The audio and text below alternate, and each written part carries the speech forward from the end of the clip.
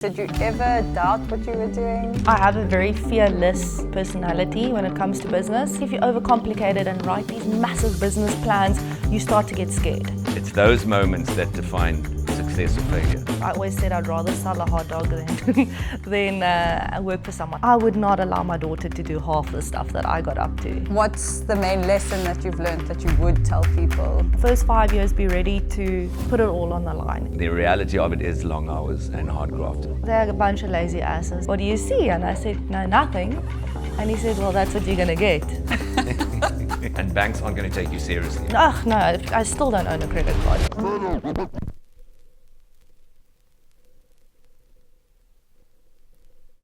Well, welcome to Funded, our very first podcast for Pollen Finance. And with us is Gina Steyl from Laser Lab. And you breaking new grounds for all of us today. Thank you very much. With me is my co-host Lynette Duplessis, and I'm Mark van Niekerk, and we're here to have fun.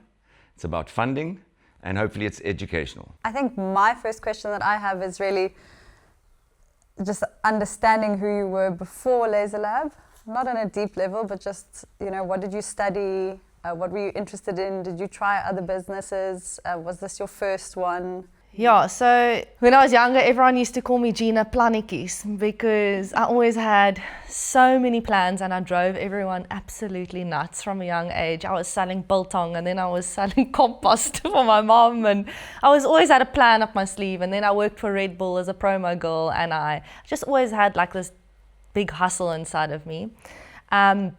Wasn't the most academic person at school. I just couldn't sit still. And then after school, I went to study because I had to. And my parents just said to me, I need to get a degree. But I always worked. So when I left school, I started working, like I said, for Red Bull. And then I used to do some promotion work. And then I tried my own business. I had a swimwear business, actually. I remember that, Yeah. the bikinis. Yeah. And that did quite well. It did. It's just difficult to run a business like that in this country because the seamstresses and all the moving parts are a little bit difficult to keep together. So that was more of like a university little project. Yeah.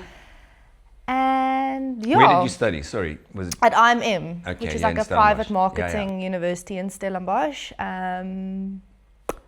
Would I go back and do it again? No. But I did it to get my degree, and then, yeah. I want to break the ice here by asking you either or questions. So just to find out a little bit more about Gina. So I'll say, do you listen to podcasts or music? Music. Music. Afrikaans music or indie rock? Afrikaans. Afrikaans. What's indie rock? Islands or mountains? Islands. Islands. And mountains. I like skiing. Snow skiing. High intensity workouts or mindful yoga? High intensity. sessions? I don't like chilling. Okay, start.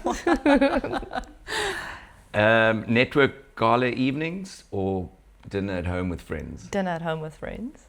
Micromanage or delegate? Delegate, 100%. Love this. Yeah. Do you pioneer new markets or do you perfect existing ones?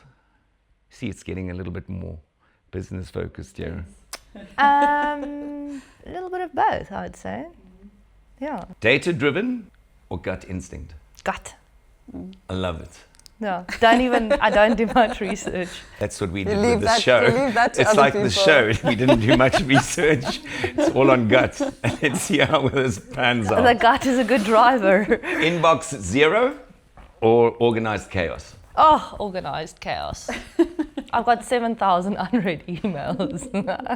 All right, Gina. So after university, what was your first entrepreneurial venture? My bikinis. It was the bikinis. Yeah.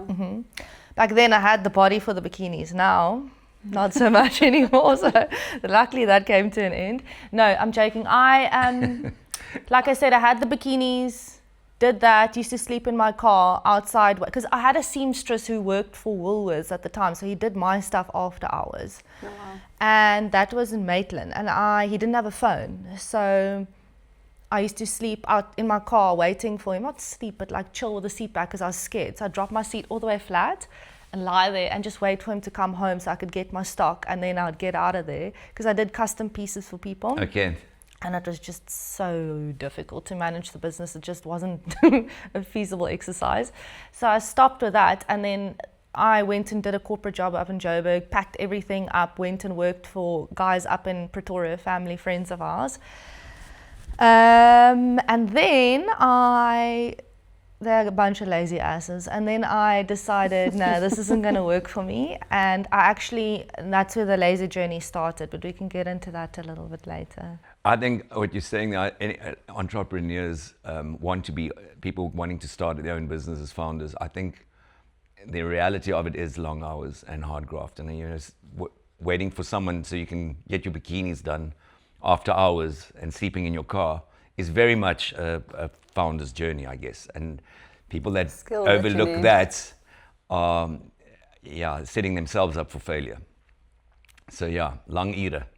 Yeah, I think a lot of people don't have the guts for that, and I think that's what makes people really scared and nervous to be entrepreneurs, because they aren't willing to take those risks, and they look at you now and then they go, oh my word, you're so lucky. I'm like, I'm not lucky. It's damn like hard the work. scary stuff that I did when we worked for Red Bull. We sampled people midnight, in public hospitals in Khayelitsha. Yeah, you sample them, Red Bull, the doctors and people on call. Whoa. Okay. But you do stuff that's really just like, I said to my dad the other day, I said to him, I would not allow my daughter to do half the stuff that I got up to. But he allowed you to Yeah. do. Did he know? He did, but I don't think he really understood. And I didn't share too much because I just was so hungry to make something happen. So I had like this burning desire to just make something work. And I think you're born with it. Did you say you had this burning desire? Was it to start something of your own always, or just to make money, or what was the burning desire? In the beginning, it was just to make money, and to figure out which way I wanted to go.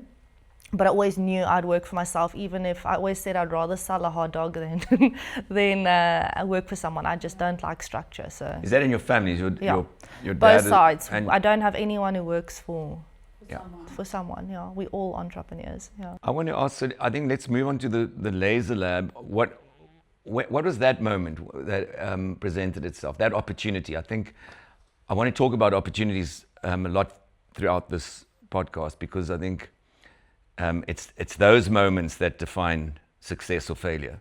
Being able to respond to opportunities. And so what was the moment? What was the opportunity that had you going into Laser Lab and into the skincare? So industry? I always actually loved beauty. Didn't study it because I thought, you're not going to make money being a beautician. And in hindsight, I should have actually done my dermatology degree, because not to become a dermatologist, but just to have a little bit more background on the skin. Yeah, okay, I didn't go that route. I went the business route, which is also fine, I guess. But I went to Pretoria, moved my whole life up to Pretoria, did the corporate job, was horrible. And I was very hairy as a kid, actually. It's a true story. And TMI. Yeah, well, Hello. raw and real. Like, okay. You asked, where did it come from? Yeah, here's the real story. So, Hairy kid. And I used to swim a lot. I was a water polo player, and I always had stubble on my legs, and I hated it. So my mom sent me for laser as a kid, but it was super expensive back in the day and extremely painful. Yeah. So mom couldn't afford to send me on the regular. So she would send me every now and again just to keep the hair at bay. And then when I went to Pretoria, I just did a touch-up session, and I came across this new technology, and I was like, oh my word, we don't have this in the Western Cape. I've got to get my hands on it. I've got to start a business. But then, didn't have money. So that's So great idea, no money. I think that's par for the course, right? So that's what was your first needing the? So firstly, you had it was a machine that you discovered in laser Pretoria? machine. They cost about 2 million. They have funny names, Soprano and Alma. Alma, Soprano, Titanium. Yeah. So that's what I work with, but that's the machine that I encountered in Pretoria, and I was like, yes, this is everything. Reason being because it's not painful, it's quick. It was like the new discovery in laser hair removal. So you went to a place Yeah. for there. laser. Yeah. They were using these lasers. So you they saw actually, that it worked well. yes. So I went for my session and I said to this girl, where do you guys get the machine? And she said to me, well, the people who actually import these machines own the salon. And then I called a meeting the right there source. and then that week, and I said, I want to meet with these people, I want to buy a machine. And what did you just said to them, you know, you have no background, but you want to chat. You want to know all the details, and they were happy to. Yeah, Best to Lasers. give They it called all. Best Lasers, amazing company up in Pretoria.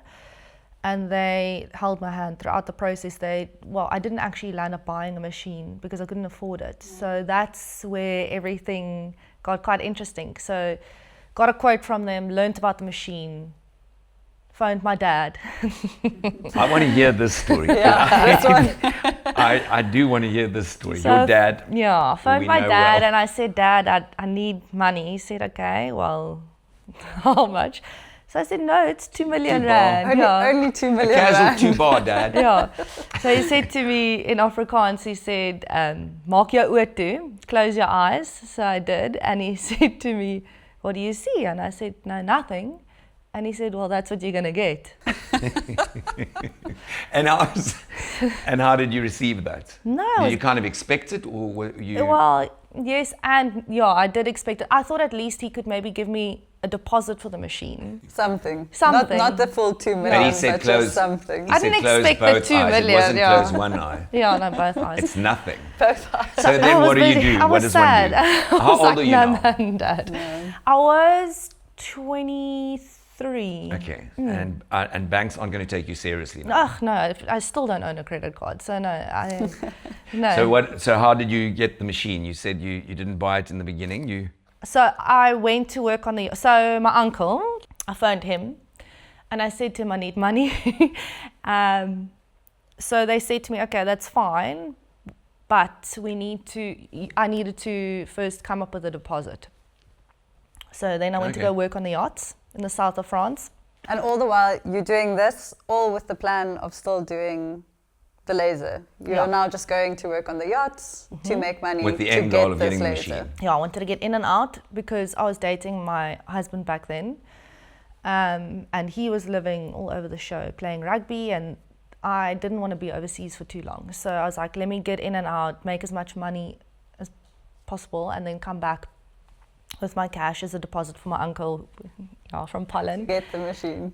Yes. How long were you doing that for? So How I long only it take did you the to get yachts for 7 months. Okay, wow. So yeah, I came home and then I flew actually with about 350,000 rand cash on me, which is illegal, but I didn't know that. I was like this youngster and I just had it all over me and I slept like this.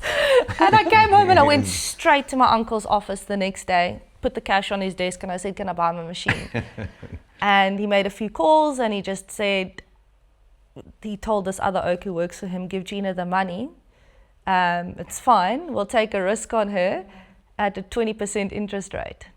So Risky investment, but we'll do But it. no one else is going to help you. no, and I mean it was that or nothing, and I don't think I understood it at the time. I'm a huge risk taker. I think sometimes not Yeah, yeah. understanding helps. Yeah. So yeah, I was like, okay, cool, whatever. I paid it off within the first year, and then I just and then from there it just This is quite, I promise you, I didn't know that you'd gone to JP for money. yeah. I didn't know that. Really? So yeah. So I was like, I just want to hear the founder's story because Pollen Finance, obviously this is why we're doing this. I didn't know that. So you are a Pollen Finance or from our own Somewhat stable Pollen Finance. that we've assisted, funding an opportunity that today we're going to talk about the success of that opportunity. So that's a little bit of a bonus. If it wasn't for pollen, I wouldn't have started my business, in all honesty. Can you say that again, please? We didn't quite. Thank you, pollen. No. No, I didn't know that. So this lekker. I mean, something that comes up for me that's interesting, at any point during this time, you were saying you didn't really grasp taking the loan on, what it all meant. Did you ever doubt what you were doing? You're coming back to buy this machine. Did you do research? What was your method of kind of gaining the confidence to do it?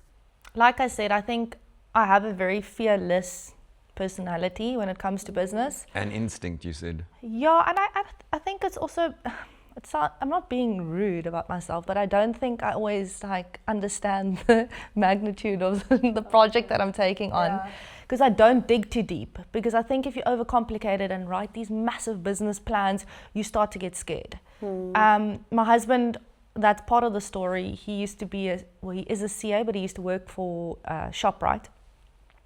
And after COVID, he left and he joined me because I think he could see this thing was going somewhere. And that obviously helps a lot because he, crunches the numbers and he makes sure that everything makes sense. But he's also learned to not overthink it. Because I think a lot of people do that, and then you actually get scared when you put it down onto paper and you overcomplicate it. You're like, oh, hell no, I'm not going to do this. But also I had nothing to lose. I was young. I mean, worst case scenario, I would have had to go back onto the yachts, make the money and pay off my debt, I didn't have a house, didn't have a car, didn't have kids. Now I'm older and I have all those things. I think I would be more reluctant to taking those huge risks. Yeah, it unfortunately happens as we age. Yeah. I'm scared to leave the house every morning. That's what we have to look forward to. One more thing, just on the back of that, I know that it didn't all just go boom. I remember that you now have Laser Lab and all these people that work for you, but I remember when you stood and lasered all of us in the back of a dentist office, I think. So it'd just be interesting to hear the first days, because you said you paid off the loan, so it must have, worked out. But phoned my dad again. It's not always the best thing to do, and I was like, look, now I've got the machine, but I need a location. And I couldn't afford a huge location, obviously. And in Stellenbosch, it's like the most impossible thing. Yeah. You really got to know people on the ground to get a spot. And my dad's friend has a dental practice in Stellies. And he offered me this small little room at the back, really, really tiny. And I was like, right, I'll take it. It was $4,000 a month. And I was like, yes, I'm in, I'll take it. And I started lasering people. I became a laser tech.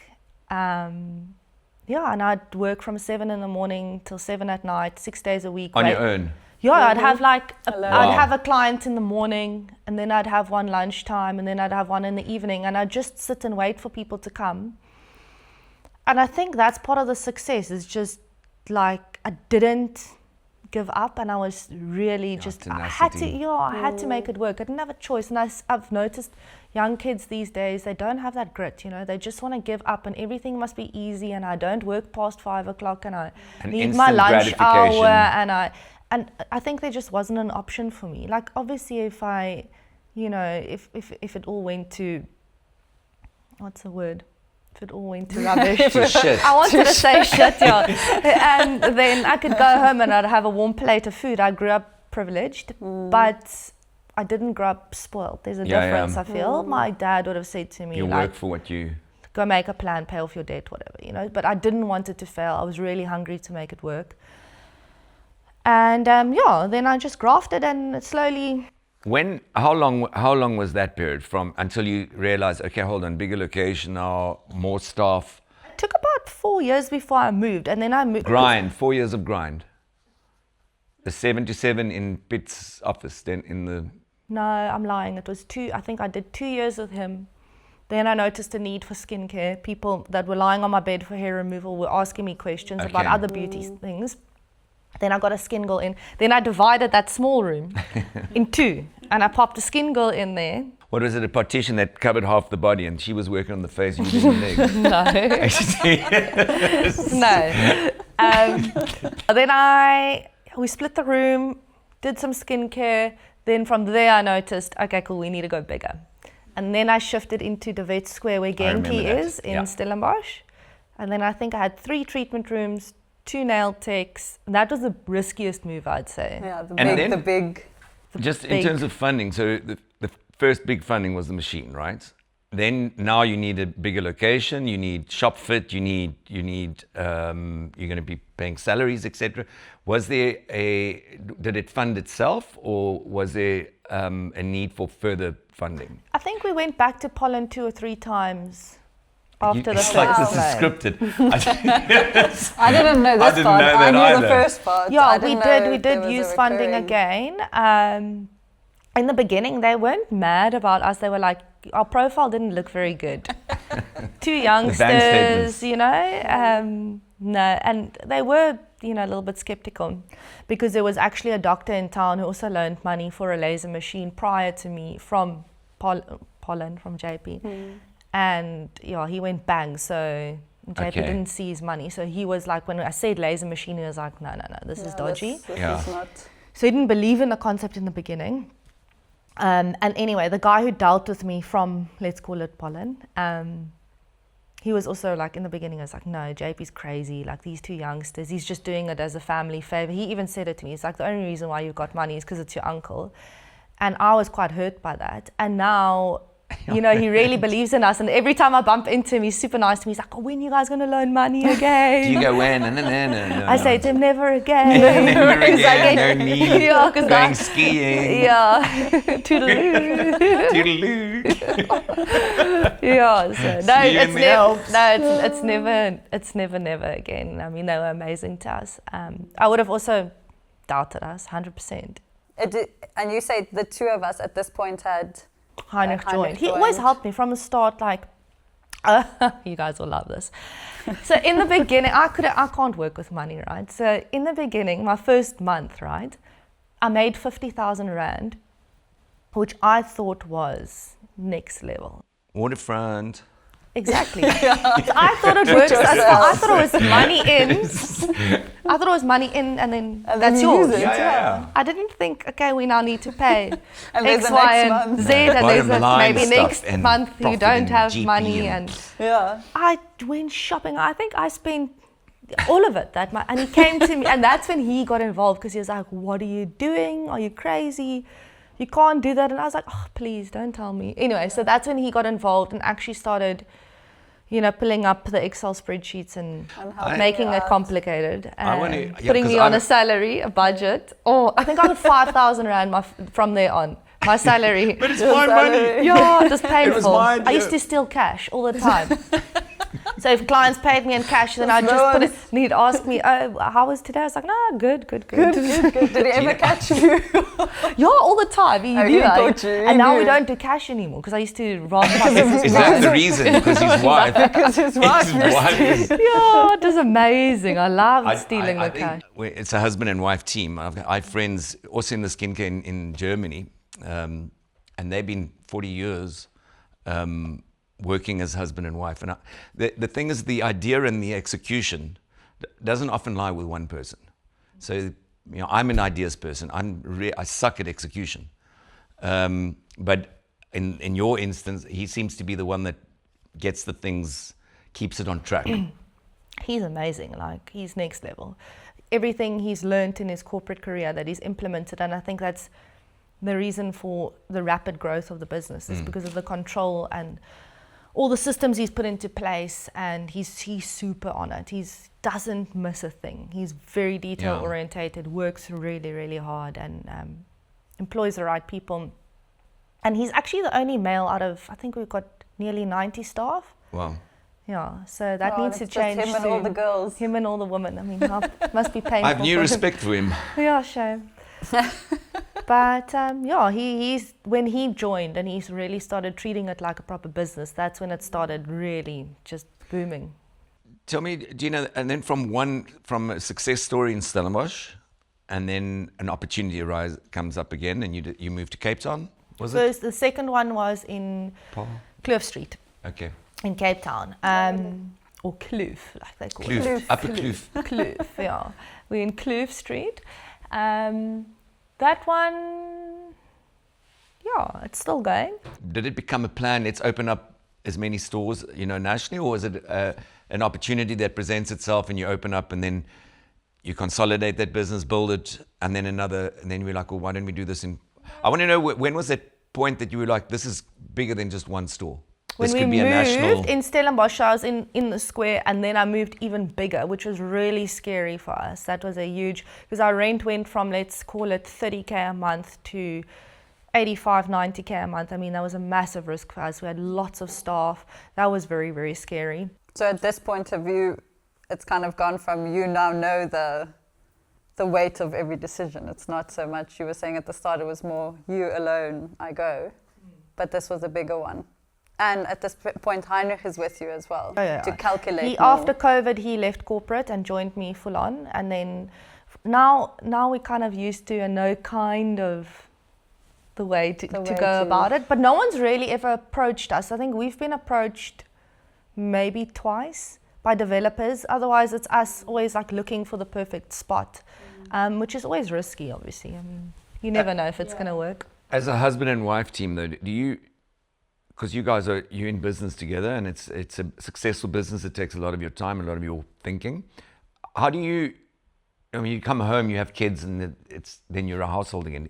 Do you find you bring business into your life after hours, or how does one manage that it's not just, or is it all consuming? I think, so for me, it's definitely my like passion and my hobby. You know, men hunt and do all these funny things and watch rugby and stuff. Mine is work.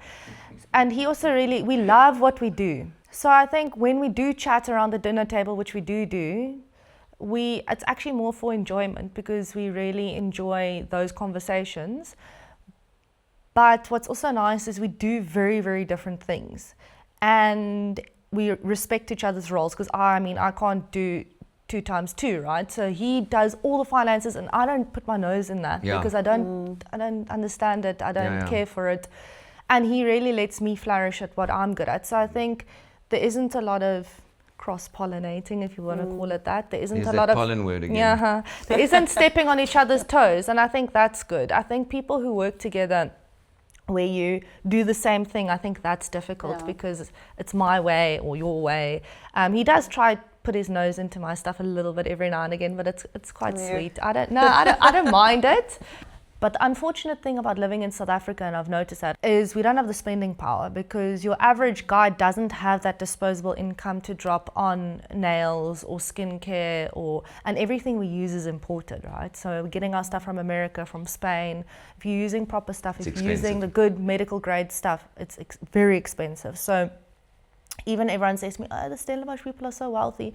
Yeah, they are, but the average oak still doesn't have 3,000, 4,000, 5,000 rand to drop a month on skincare, and that's kind of where you need it to be at. Whereas the average person living in the UK that earns in pounds or whatever, they have that money to spend on going to the beauty parlor. What is the biggest drop you've ever had in one session?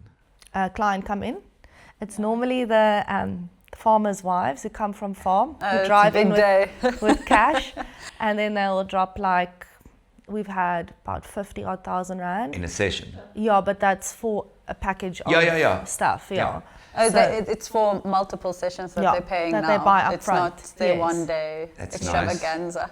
Nice. Yeah. Or when Papa gives the students really? money. Everyone says to me, students don't have money. I'm like, they do, because they've got their parents' credit cards.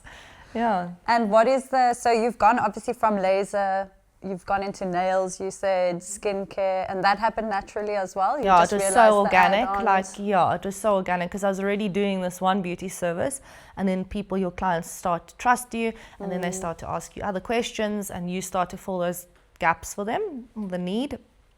And my whole approach with the laser lab was, starting in Stellenbosch, I built the whole model around the students, actually. So I wanted a spot, because you always, back in the day, there wasn't much competition in my game.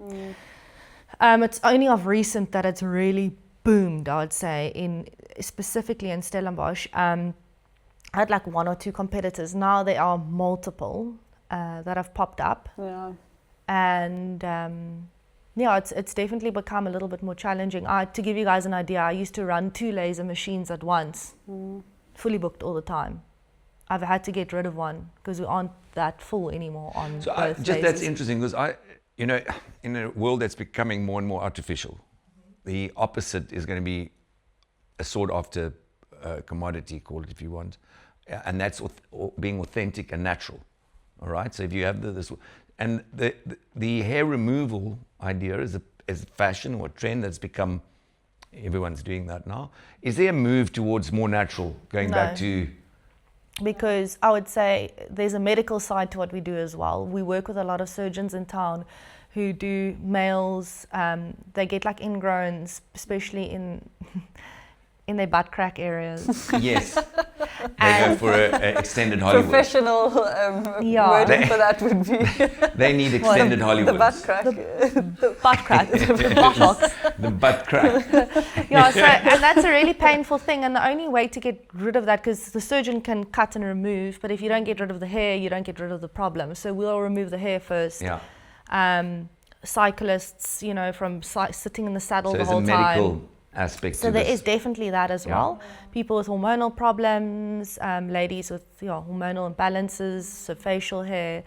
And, since I've been doing this now for over 10 years, and since I've started, up until now, the most popular treatment's still Hollywood, which is everything off for ladies. Back and front. It hasn't changed. It hasn't changed. One of my questions is going to be Rio or LA, but you've answered it. No, people like Hollywood. You just answered it. Yeah. So Okay. I think there are some people who are, going for the whole natural thing. I'm not a fan. But I mean, each to their own. But we're still in business and people are still... It's not a... And is laser still your main thing?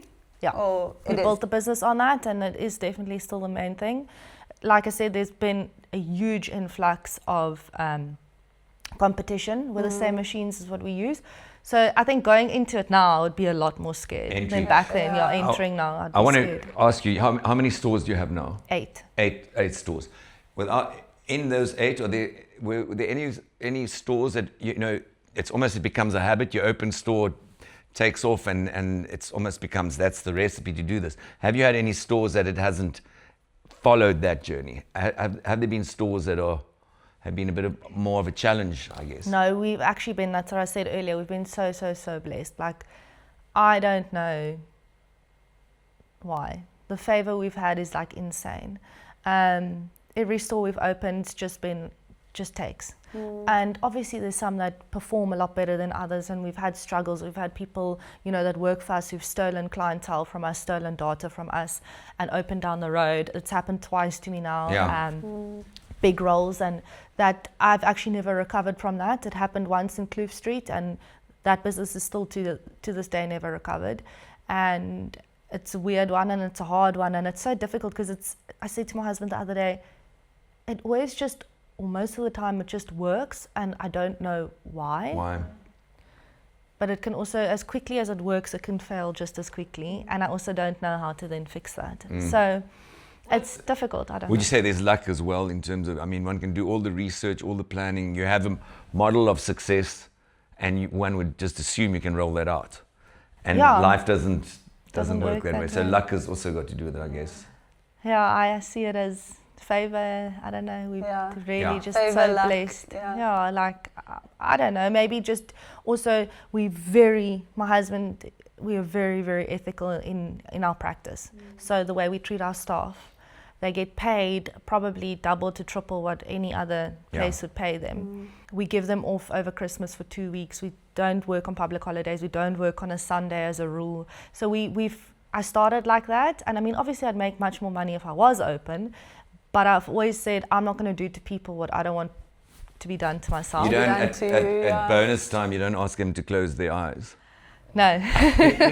Something that came up for me is, you were saying it's luck and favor, but what do you think, if you had to say, what is it about Laser Lab now that there's so much competition that still allows you guys to kind of, have this success and this growth? What I do you think sell? because I'm so detail orientated and passionate, and I really love what I do. Someone said to me the other day, don't you just want to sell them all and cash in? And I said no, because what will I do with my time? Yeah. And they're like, start another business. I said no, because this is part of me, and I really love what I do. So I think, and my husband also loves it, so I think it would just be silly to just get rid of it. Everything's for sale at the right price. Sure. There is a price. There is a price, but the price won't make sense for the buyer, so we won't sell easily. That's why I haven't franchised. I get weekly emails, and people asking, please can I open in wherever? And we just say no, because I feel like you really lose. I don't want to lose the heart of the business. We're already growing. We're still quite small in the bigger picture, but we're growing for 2 people who've started the business quite quickly. So I don't want to lose that special feeling when you walk into the laser lab, and I think that's what makes it so, coming back to your question, what makes us good, I think, is attention to detail. Yeah, you can feel that. And that we attention and really do, it's obviously harder the bigger you get, but we really do employ amazing people, and we pay them well. And I think you get good people when you pay well. People So as well, yeah. on that, I think that's the two challenges in business. One is obviously the funding. That's globally, it's the biggest challenge, is access to money. And then the second one is people. I think people is a big challenge. Hardest part of my job. And do you have when you appoint people, do you find that there's a certain characteristic about them or a personality type? Have you picked that up? How do you? There's a laser lab girl. It's just it's a type of girl, and it's not people think it's who is that girl? It's like a superficial thing, like what they look like. No, it's a personality out and out. I think I'm quite good at reading people's personalities, but I've made some huge mistakes, obviously. Everyone. People are challenging. Yeah, people. That, like I said, it's the hardest part of my job, because I still am very involved with HR, because we don't have a head of HR yet. We should probably start going that route, but I feel like we're going to lose. I don't want to lose touch some of that on personal touch. It's just interesting. I find we were talking about Louis earlier, CEO of Pollen. He's a very structured person, and the people he employs, it's almost OCD. They are on it, everything, and that's the CEO's personality type. So I'm trying to, in terms of personality types, do you find you're appointing people that have a certain, I don't know, what is that? I'm looking for that. What do you look for? Wees 'n lekker mens. 'n lekker mens. Wees net lekker. Yeah.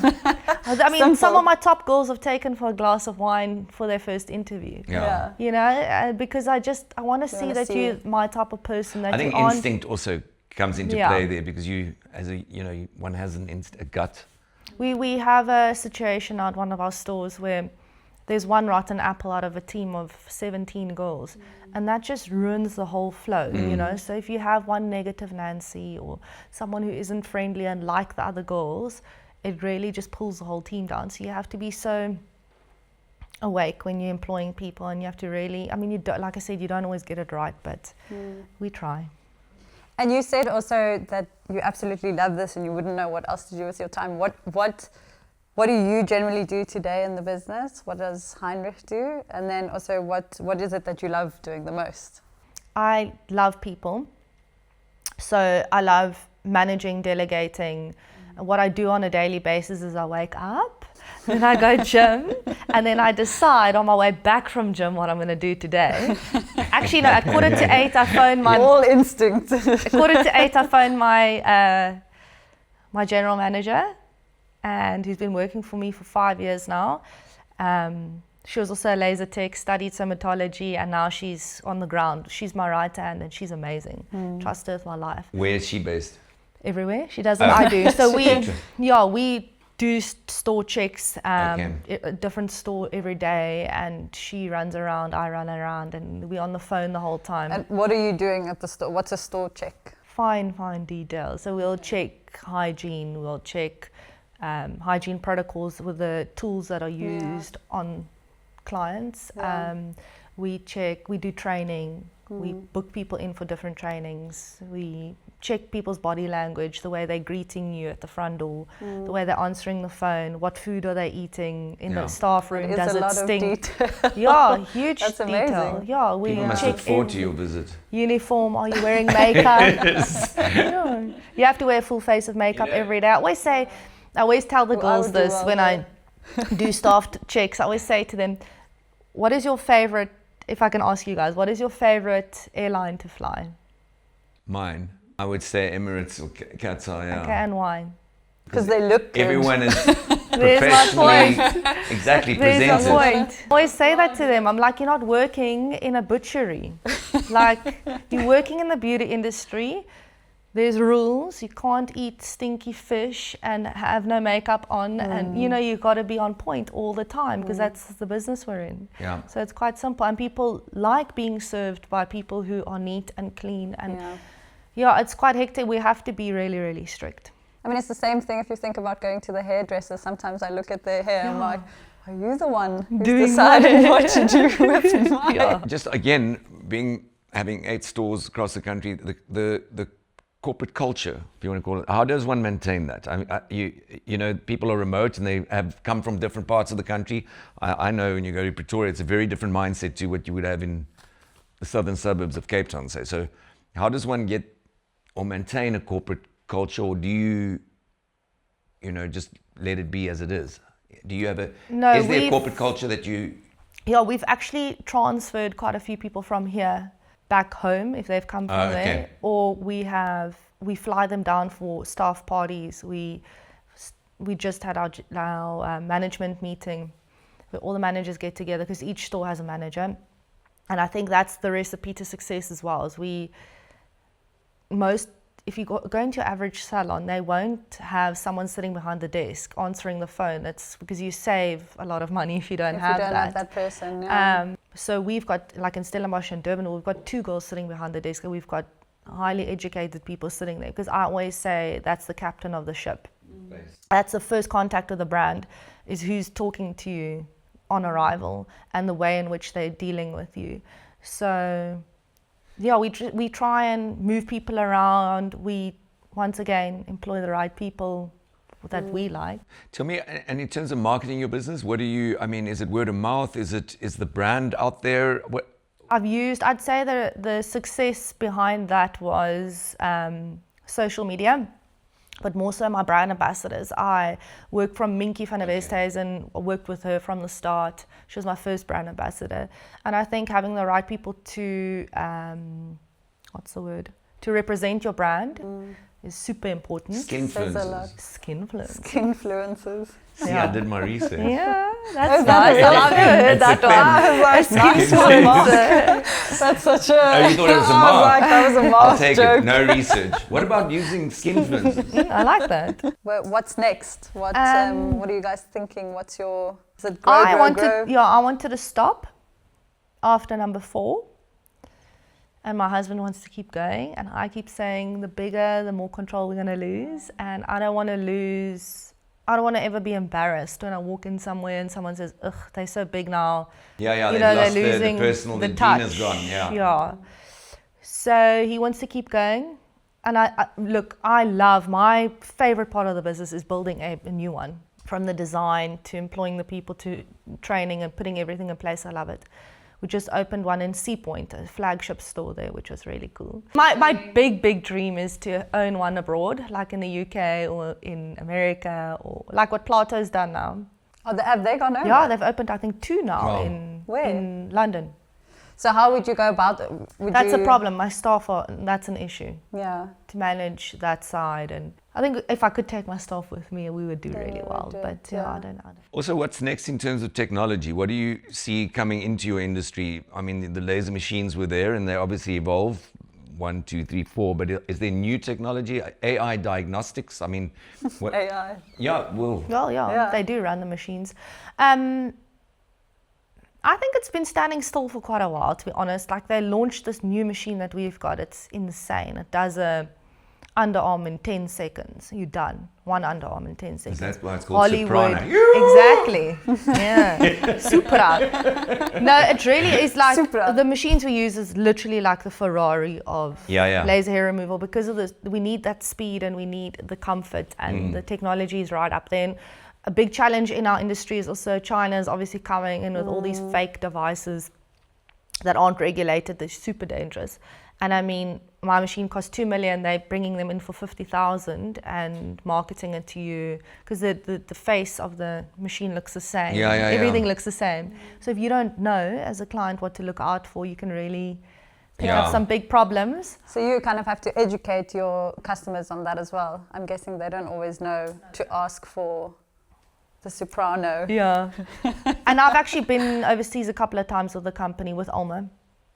And I've seen the heart of the brand, and it's insane what goes into these machines. That was quite a pivotal moment for me in my career, where I noticed why I use them and why I've stuck with them for so many years, and why I'll never move to a different brand, is because they're so forward thinking in the technology, and they just keep pushing. But it has, to get back to the question earlier, it has kind of stagnated a little bit, because the machines still can't work on blonde or grey hair or red hair. There's no laser device Wow. worldwide that can work on those color hairs. Yeah, you need a pigment. You need. Wow. Yeah, so that's quite sad. But I mean, hopefully one day. One day it'll be Yeah. there. And I guess what I would like to ask also is just as your whole journey, if you look back at it, I mean, I guess you get this question a lot, but just what's the main lesson that you've learned that you would tell people, anyone who is trying to start their own thing, or just in general, if it's even a general piece of advice that you've taken from it all? I'd say be fearless if you can. And stop with all the planning. Don't plan too much. Don't That's one overthink Don't it. I need to take that one too. Don't overthink. Just start. You need to just start, and then you need to work darn hard.